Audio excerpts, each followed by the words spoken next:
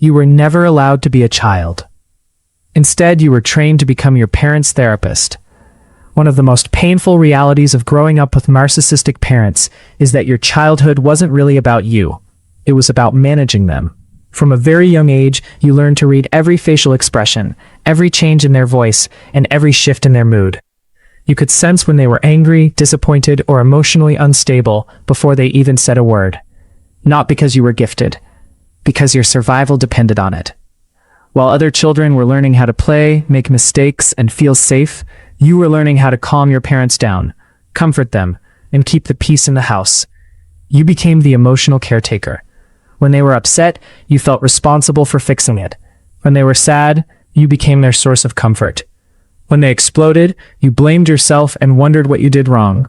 This is called parentification, when a child is forced to take on emotional responsibilities that belong to the parent.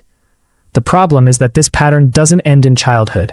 As an adult, you may find yourself constantly reading other people's emotions, feeling responsible for everyone's happiness, apologizing even when you've done nothing wrong, and choosing partners who expect you to rescue or fix them. You weren't born this way. You adapted to survive.